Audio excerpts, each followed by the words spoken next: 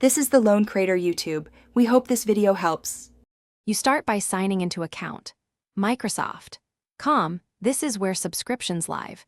Enter credentials and pass any 2 FA prompts because security confirms your authority.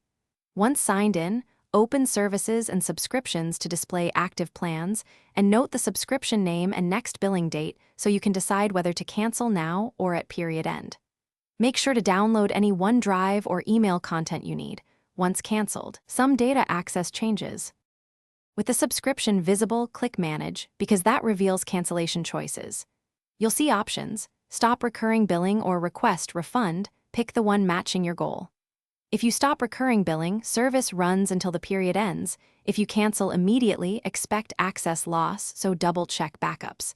Proceed through confirmation screens, enter password when requested, and copy any confirmation number for your records. Once done, check email for the cancellation receipt and note the effective date. Finish by returning to Services and Subscriptions to verify the status reads canceled or set to expire, because interface updates sometimes lag.